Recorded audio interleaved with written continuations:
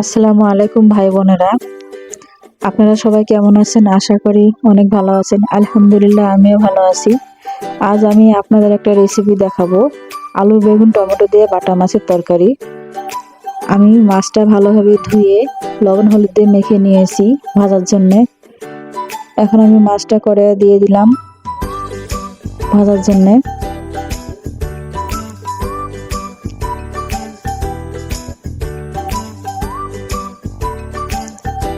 মাছ ভেজে রান্না করলে সুস্বাদু হয়।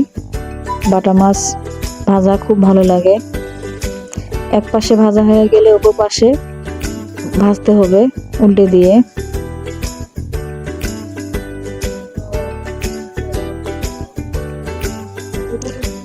আপনারা বাটা মাছ ভেজে খেয়ে তরকারি খেয়ে দেখিয়েন, খুব ভালো লাগে। মাছ ভাজা হয়ে গেছে, আমি এখন বাটিতে তুলে নিচ্ছি।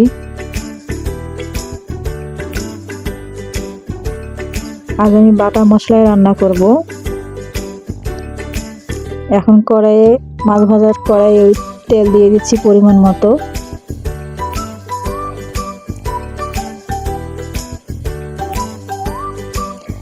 দিয়ে দিব আমি জিরা। জিরাটা ভাজা হয়ে গেলে আমি পেঁয়াজ দিয়ে দিব।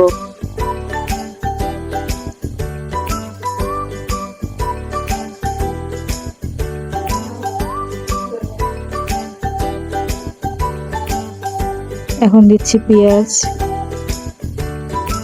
পেঁয়াজ কুচি করে কেটে নিয়েছি।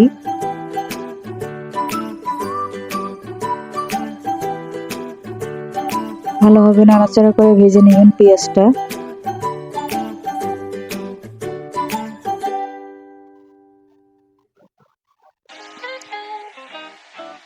এখন আমি বাটা মশলা দিয়ে দিব। প্রথমে দিচ্ছি পেঁয়াজ বাটা,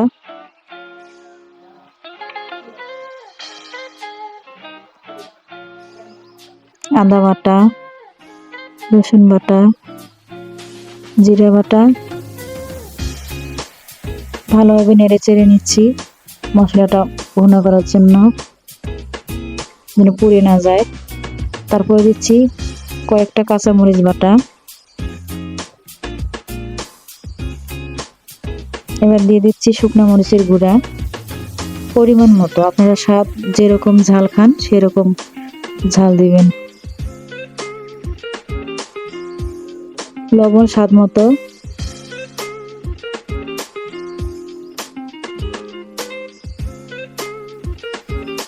এবার দিচ্ছি হলুদের গুঁড়া পরিমাণ মতো। এবার মশলাটাকে একটু পানি দিয়ে ভালোভাবে কষে নিতে হবে। মশলাটা যত ভালোভাবে কষাবে তত তরকারি তাড়াতাড়ি হবে, স্বাদ লাগবে, সুস্বাদু হবে।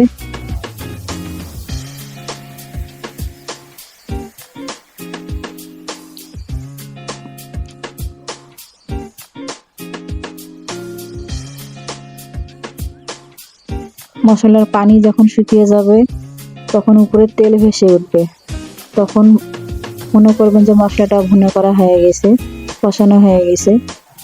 এখন দিয়ে দিচ্ছি আলু বেগুন মশলার মধ্যে।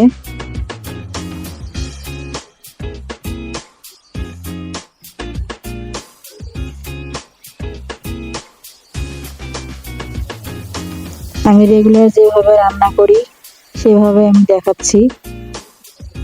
আমাকে বাটা মাছের তরকারি খুব ভালো লাগে আলু বেগুন দিয়ে। আপনারা খেয়ে দেখবেন, খুব ভালো লাগবে।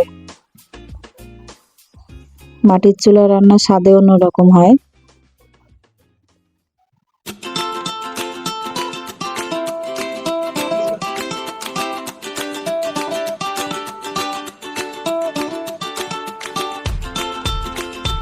আলু বেগুনটাকে ভালোভাবে কষে নিতে হবে।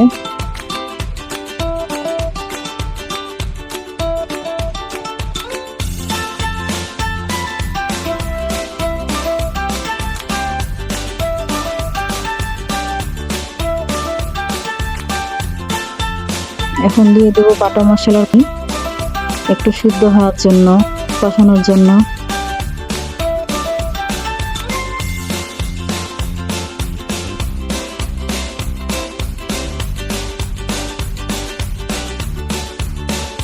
দিয়ে দেবো এখন টমেটো সহ সিদ্ধ হবে, সেই জন্য আগে দিয়ে দিলাম। আলু বেগুনের সঙ্গে সিদ্ধ হয়ে যাবে।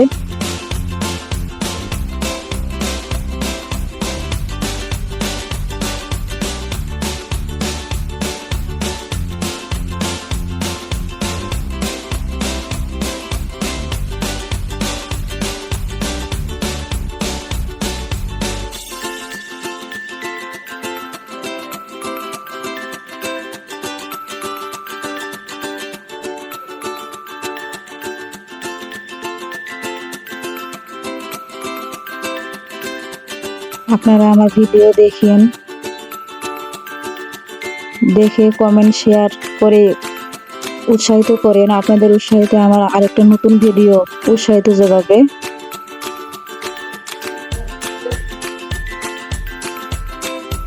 এখন আমি দিয়েছি একটু সিদ্ধ হওয়ার জন্য।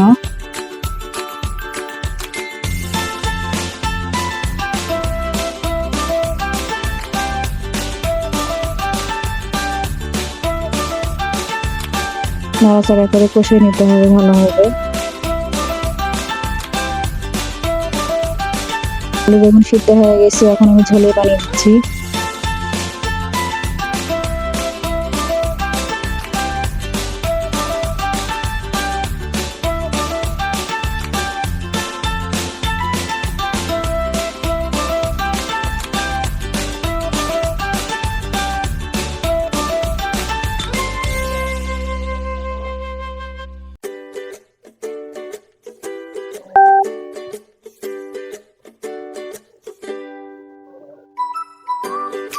এখন ঢেকে দেব।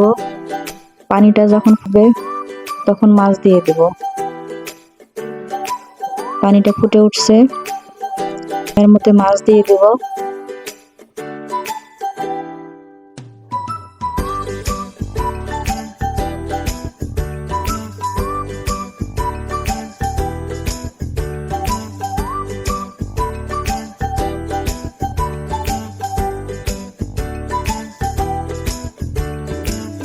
মাছটাকে তরকারির ভিতরে চামচ দিয়ে ঢুকে দিতে হবে, যেন মাছের ভিতরে ঢুকে যায় ভালোভাবে।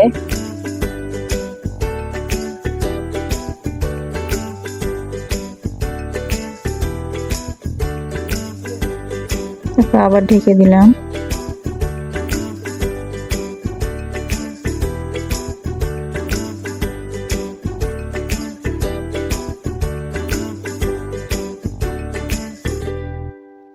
নামানোর আগে ধনিয়া পাতা দিয়ে নিব।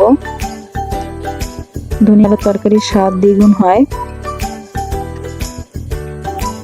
এখন আমি ধনিয়া পাতা দিয়ে দিচ্ছি।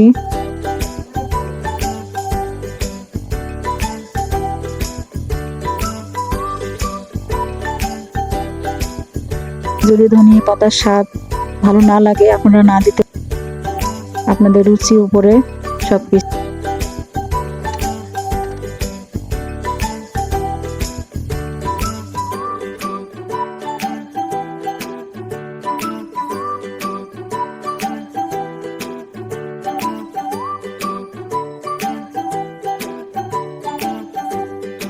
দিব 2 থেকে 4 মিনিট জাল হওয়া পর্যন্ত আমি জাল দিয়ে নেব তরকারিটা, তারপরে পরিবেশন করব। এখন আমি ঢেলে নিয়েছি, পরিবেশন করলাম। দেখেন কত সুন্দর হয়েছে তরকারিটা। আপনাদের যদি ভালো লাগে থাকে অবশ্যই লাইক করবেন, শেয়ার করবেন, কমেন্টস করবেন।